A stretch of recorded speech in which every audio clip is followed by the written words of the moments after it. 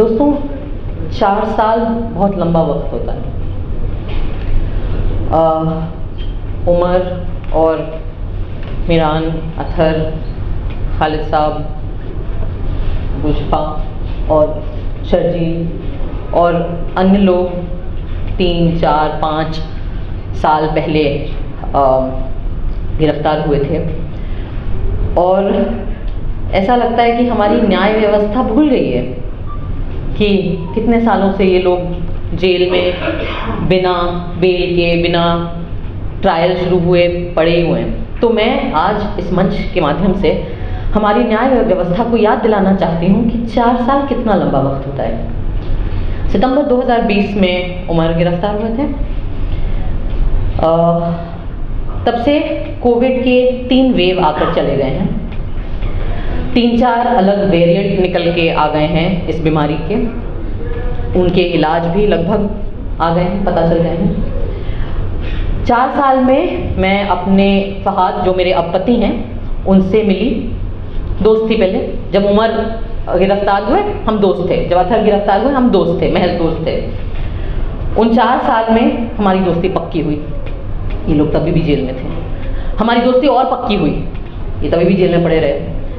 फिर हमें मोहब्बत हो गई, ये तभी भी जेल में थे, इनको बेल की सुनवाई भी नहीं हुई थी। फिर हम एक दूसरे के परिवार से मिल लिए, तभी भी जेल में थे। परिवार मान भी गए, हिंदू मुसलमान शादी है, परिवार मान भी गए। न्याय व्यवस्था अभी तक नहीं मानी हमारी। हमने शादी कर ली, हमारी बच्ची हो गई। हमारी बच्ची अब 1 साल की हो गई। 4 साल बहुत लंबा वक्त होता है। 4 साल में और भी चीज़ें हुई। जिस गोदी मीडिया इंडिपेंडेंट ऑल्टरनेटिव मीडिया की बात नहीं कर रही। आप लोग सच्चे दिल से अपना काम करते हैं, हम उसके आभारी हैं। 4 साल में जिस गोदी मीडिया ने उमर के खिलाफ, इन सब लोगों के खिलाफ इतना विट्रियोलिक, इतना जहरीला कैंपेन चलाया था, वो गोदी मीडिया नंगी हो गई इन 4 साल में।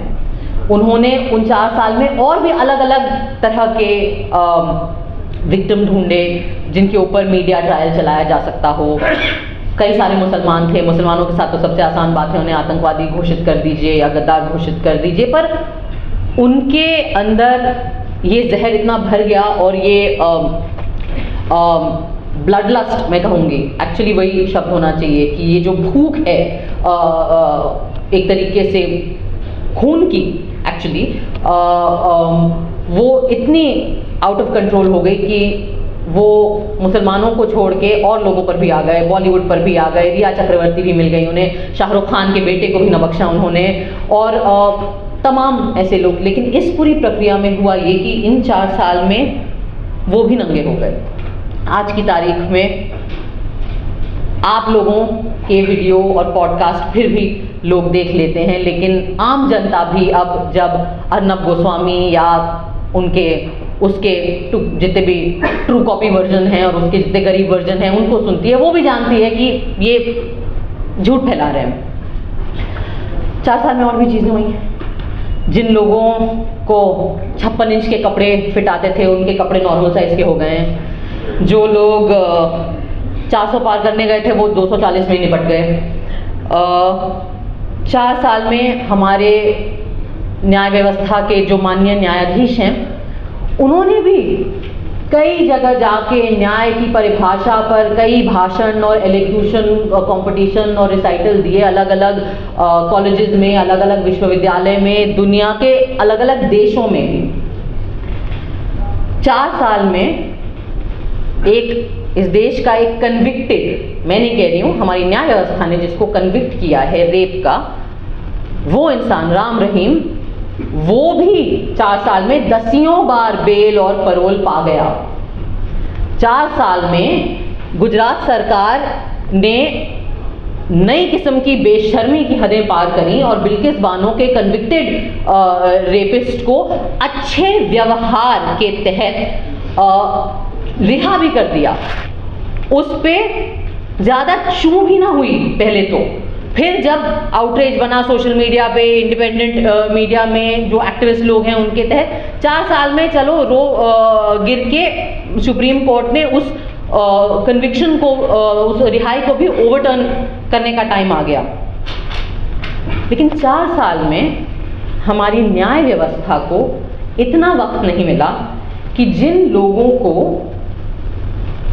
जिनका, और खास करके वो चुनिंदा लोग, मैं उस पर भी आना चाहूँगी कि जिन लोगों को झूठे इल्ज़ामात तहत, और जो सबको पता है क्योंकि वीडियो एविडेंस है आज की डेट में, अलग अलग मीडिया पे काफ़ी सारा एविडेंस है, झूठे इल्ज़ामात के तहत गिरफ्तार किया गया, उनके खिलाफ, कई लोगों के खिलाफ ट्रायल भी उन्होंने शुरू करने का वक्त उन्हें नहीं मिला।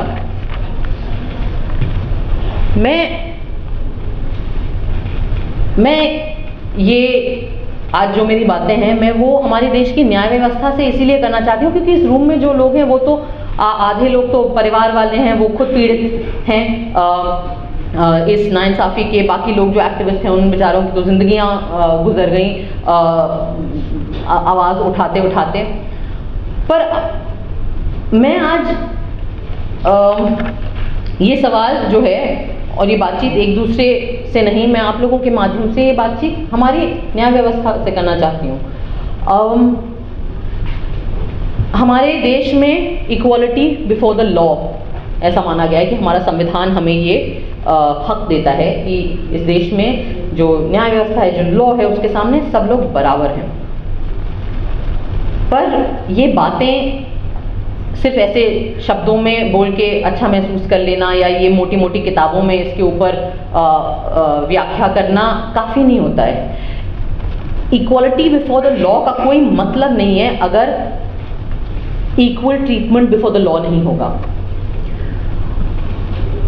मैं आज आपसे एक बात शेयर करना चाहती हूँ, आई डोंट नो कितने लोगों को पता होगी। जिस केस में उमर जेल में है अभी, या वन ऑफ द केसेस जिसमें उमर जेल में है अभी, उस केस में कई पिटिशन दाखिल हुए थे, उनमें से 2-3 में मेरा भी नाम था क्योंकि जिस तरीके से CNRC में उमर अलग अलग जगह पे जा रहा था, हम लोग, कई लोग जा रहे थे अलग अलग जगहों पे भाषण देने और बात करने और अपनी राय रखने, हम भी गए, मैं भी गई थी।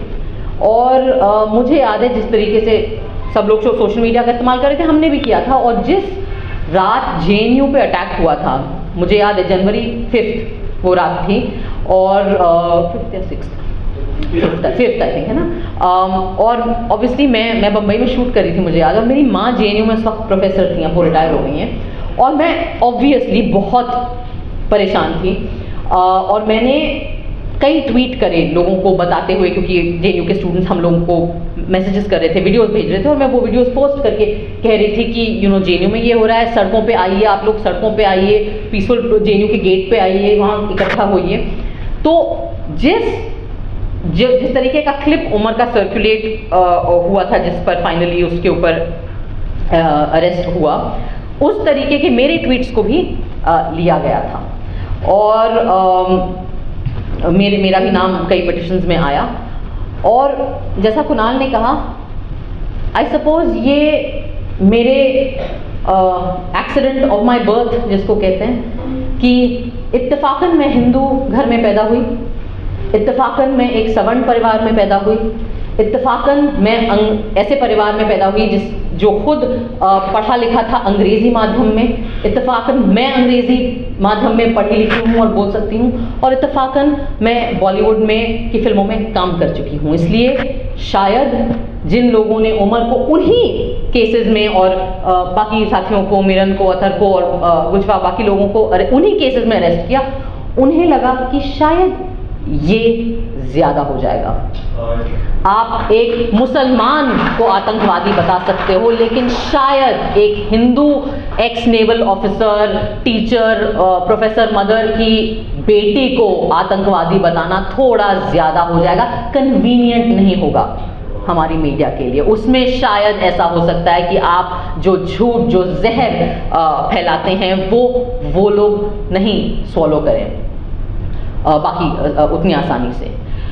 तो मुझे अक्सर लोग बोलते हैं कि क्यों तुम इतना चपड़ चपड़ बोलती हो, तुम चुप क्यों नहीं रह सकती हो, तुम्हें अपनी फिल्मों में काम करने में तुम क्यों संतुष्ट नहीं हो, तुम्हें क्या ज़रूरत है कि हर मुद्दे पे, हर ऐसे सामाजिक मुद्दे पे, पॉलिटिकल मुद्दे पे, न्याय के मुद्दे पे तुम अपना मुंह उठा के बात करती हो। और मेरा जवाब हमेशा यही होता है, क्योंकि मैं इसलिए आज आज़ाद घूम रही हूँ, यहाँ पे स्वतंत्र हूँ, अपनी ज़िंदगी जी रही हूँ, अपनी बच्ची की बर्थडे पार्टी मना रही हूँ, बढ़िया शादी करी मैंने, ढोल बजवाए, क्योंकि इत्तेफाकन मुझे एक प्रिविलेज मिल गया मेरी आइडेंटिटी का, और वो जो मेरा प्रिविलेज है वो अब मेरी जिम्मेदारी है कि जिन लोगों को इत्तेफाकन, जिनके नाम मुझसे अलग हैं, या जो मुसलमान नाम है, या जो दलित नाम है, या जो माइनॉरिटी के नाम हैं, और उनके ऊपर अगर जुल्म हो, तो मुझे जो चीज़ जो मेरी रक्षा कर रही है, मेरी जिम्मेदारी है कि मैं उस प्रिविलेज का के दम पर अपनी आवाज़ उनके लिए उठाऊं।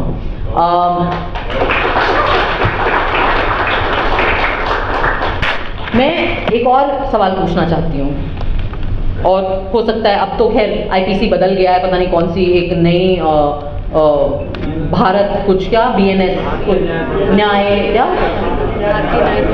भारतीय न्याय संहिता आ गई है, मैंने उसके पढ़े नहीं है क्या क्या उसमें रूल हैं, तो अब मुझे पता नहीं कि अगर अगली चीज़ जो मैं बोलूँगी उसमें कोई ऐसे कुछ केस बन जाएगा, बन भी सकता है। हमारे देश में आजकल कमाल तो ये है कि किसी भी बात पे केस बन सकता है, हो सकता है आपके ऊपर। मैंने कहीं पढ़ा था कुछ महीने पहले, और उन्होंने भी मुझे बताया था कि उमर की एक डेट आने वाली थी बेल की, और उसके पहले ही जो न्यायाधीश थे जिन्होंने सुनना था वो केस, उन्होंने अपने आप को रेक्यूज कर लिया। तो पहले तो मुझे समझ नहीं आया कि रेक्यूज क्या होता है, मैंने ये वर्ड पहले सुना नहीं था, तो मैंने उसको गूगल किया, और तो उन्होंने ऐसे अपने आप को निकाल लिया उसमें से कि नहीं, मैं नहीं समझता कि मैं काबिल हूँ कि मैं ये केस सुन सकूँ। क्यों काबिल नहीं हुआ?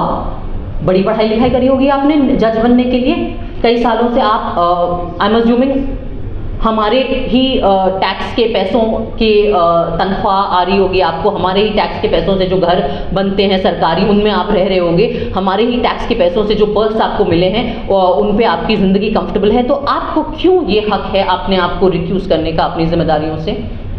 क्या ये हिंदुस्तान के नागरिकों के साथ गद्दारी नहीं है?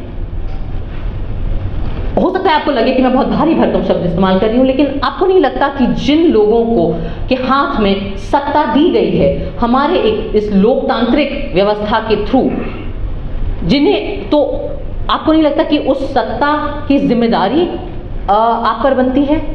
आपको नहीं लगता कि जो प्रिविलेजेस आपको मिले हैं अपनी पोजीशन की वजह से कम बेसिकली आपको सिर्फ इतना कहा जा रहा है कि आप अपना काम करें, आप केस पढ़ें, आप अपनी बुक्स देखें, आप अपना कॉन्स्टिट्यूशन देखें, आप जो भी आईपीसी देखें, और आप उसके ऊपर डिसाइड करें। इसका आपको वक्त नहीं मिल रहा है। कपिल सिब्बल साहब ने कहा कि मुझे 20 मिनट दे दीजिए, आपको 20 मिनट नहीं मिल रहे हैं। माननीय प्रधानमंत्री के साथ आपको गणेश पूजा करने का बहुत वक्त मिल गया था, पर अपना काम करने के लिए 20 मिनट नहीं मिलते हमारे न्यायाधीशों को। एक जस्टिस थे, शायद उनका नाम बोपन्ना जी था, उन्होंने कहा मुझे 2 मिनट लगेंगे उमर का केस में वर्डिक्ट सुनाने में। बड़ी अच्छी बात है, बड़ा आपने सीना ठोक के दावा कर दिया, तो 2 मिनट नहीं मिले आपको। मैं इसलिए ये सवाल पूछना चाहती हूँ कि अक्सर हम बड़ी आसानी से नेताओं को गालियाँ देते हैं, बड़ी आसानी से पुलिस को गाली देते हैं, बड़ी आसानी से एक दूसरे को गाली देते हैं, लेकिन न्याय व्यवस्था से कोई भी सवाल उठाने में बहुत डर लगता है, क्योंकि कंटेम्प्ट ऑफ कोर्ट हो जाएगा। यहाँ जितने लोग बैठे हैं हम श्योर सब पे लग चुका है। कुणाल के ऊपर तो ऑलमोस्ट ही गए थे अंदर, ऑलमोस्ट, फिर बच गए थैंक्स टू इत्तेफाकन accident of birth, surname Kamra है इनका। मेरे ऊपर भी लगा था 2 बार कंटेम्प्ट ऑफ कोर्ट, लेकिन वो इतना बेवकूफ़ी भरा एलिगेशन था कि उन्होंने लिया ही नहीं। तो आज मैं पता नहीं, शायद नई आईपीसी में कंटेम्प्ट ऑफ कोर्ट हो ही ना, मैंने देखा नहीं। अपने इग्नोरेंस का मैं फ़ायदा उठा के आज ये सवाल पूछना चाहती हूँ अपने न्याय व्यवस्था से कि क्यों, क्या डर है आपको किस चीज़ का डर है? आम नागरिक को तो जेल का डर होता है, पिटाई का डर होता है, मुसलमान तो कहीं पे भी पिट जाते हैं बेचारे इस देश में, दलित कहीं पे भी पिट जाते हैं इस देश में। हम लोगों को भी डर लग सकता है कि काम नहीं मिलेगा, कॉमेडी के शोज़ नहीं मिलेंगे, फिल्में बंद हो जाएंगी, जिनके बच्चे हैं छोटे छोटे उनको अलग अलग किस्म के डर लगते हैं। आपको क्या डर लगता है? आपके पास तो पूरा तंत्र है, आपके पास तो सारी सरकारी तंत्र है। जब तक आप इन बड़े बड़े सुप्रीम कोर्ट, हाई कोर्ट तक पहुंच जाते हो, आप 60 साल 50 साल के ऊपर होते होंगे, आपके तो बच्चे भी बड़े हो गए होंगे, अच्छी महंगी महंगी कॉलेजेस में आप उन्हें पढ़ाते हैं, बाहर भेजते हैं यूनिवर्सिटीज़ में, वो भी सेटल हो जाते हैं, उनकी शादियाँ हो जाती हैं, उनके भी बच्चे होते हैं। तो इस बुढ़ापे में क्या डर है अब आपको? अब क्या लालच है आपके अंदर? क्या चाहिए आपको? हाँ, क्या ज़रूरत है? गवर्नर पोस्ट चाहिए, राज्यसभा जाना है, इतनी आपके अंदर लालच है कि आप महज आपका काम आपसे करने को हम मांग रहे हैं, वो आपसे नहीं हो रहा है। इस देश का हर नागरिक कुछ चंद माननीय न्यायाधीशों के ईमान पर हमारी जिंदगियां टिकी हुई हैं आज के वक्त में, क्योंकि हर दूसरा इंस्टीट्यूशन अपना काम नहीं कर रहा है। हरतोष सर ने बात करी दूसरी सरकारों की, उन्होंने अपना काम नहीं किया। कुणाल ने बात करी मीडिया, गोदी मीडिया की, मेन स्ट्रीम मीडिया की, वो अपना काम नहीं कर रही। पुलिस तो हमारी खैर वाहवाही है, वो अपना काम नहीं करती। तो फिर हम क्या करें? हम कुल मिला के हमारे पास बच जाता है अपना संविधान, और हमारे संविधान के जो कथित रक्षक हैं उनकी तरफ हम देख सकते हैं। तो इसलिए मैं आपसे पूछ रही हूँ आज ये सवाल इस देश के हर नागरिक के तरफ से कि आपको क्या डर है, आपको क्या लालच है? आप ऐसा कैसे होता है कि आप लोग अपना बेसिक काम नहीं कर पाते हैं? इतना वक्त आपको लग जाता है, और वो भी जब हर अति पार हो जाती है, तब आपके अंदर जब स्टेट्स के चीफ मिनिस्टर अरेस्ट होने लगते हैं, जब इतना सर से पानी इतनी ऑब्वियस चीज़ें हो जाती हैं, उसके बाद इलेक्शन आ जाता है, फिर 400 पार नहीं होते, आप हार ही जाते हैं, आपको बैसाखी की सरकार चलानी पड़ रही है, तब हमारे माननीय न्यायाधीशों को वक्त मिलता है कि वो बेल की सुनवाई लोगों की करना शुरू कर दें। मैं नहीं मानती कि ये किसी भी प्रकार का न्याय है। न्याय करने में होता है, न्याय बोलने में नहीं होता, न्याय भाषणबाजी नहीं होती, न्याय एक्शन होता है। और आज मैं ये बोलना चाहूँगी कि मुझे इस देश के नागरिकों के साथ कई लोगों ने गलत किया। अगर मैं अंग्रेजी में बोलूँ, then the citizens of our country have been let down by almost every institution that has been given power by the democratic setup of our country. But I don't believe that any institution has let down the citizens of our country like the judiciary of this country. And I think that's a crime, shame, शर्मनाक है ये बात।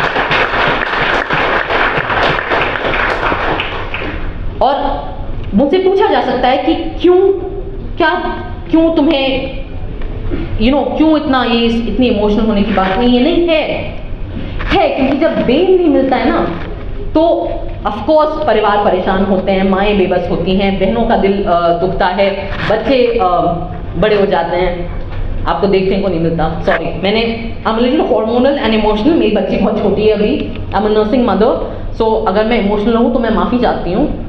लेकिन मैं आपका ध्यान, या मैं आपको रिमाइंड करना चाहूँगी, मैं हमारे न्याय व्यवस्था को रिमाइंड करना चाहूँगी कि बेल की सुनवाई टाइम से नहीं करना सिर्फ एक ओह नहीं हुआ, ओ हो गया, ये नहीं होता है। क्योंकि जब आप टाइम से बेल ग्रांट नहीं करते ना, तो 84 वर्ष के एक्टिविस्ट जैसे स्टैन स्वामी थे, उनकी जेल में मौत भी हो सकती है। तो ये जो आप पर जो भार है, और आपने जो अपनी जिम्मेदारी सही वक्त पे नहीं करी है, उसका प्राइस बहुत ज़्यादा होता है, और वो बहुत गलत होता है। और वो हर किताब में, हर धर्म के आस्था के नज़रिए से देखें, आप हर लीगल एंगल से देखें, तो वो घोर नाइंसाफ़ी है। और अगर हम आगे इसी पथ पे चलते गए, तो वो मैं बिल्कुल 2 टूक ये कह सकती हूँ कि इस देश की मेन स्ट्रीम मीडिया जो है, उसके हाथों पे खून है। उसने हिंसा भड़काई है। जो लोग दिल्ली के दंगों में मरे, उनका खून हमारी मेन स्ट्रीम मीडिया पर भी है, और लोगों पे खून है। लेकिन मैं ये भी कहूँगी कि अगर ऐसे ही चलते रहा, तो वो जो खून के धब्बे हैं, वो हमारी न्याय व्यवस्था के दामन पर भी लगेंगे, वो छींटें आप पर भी आएंगी। इसलिए इस मंच से मेरी अपील है, बहुत ज़्यादा हम नहीं मांग रहे, अपना काम करिए। धन्यवाद।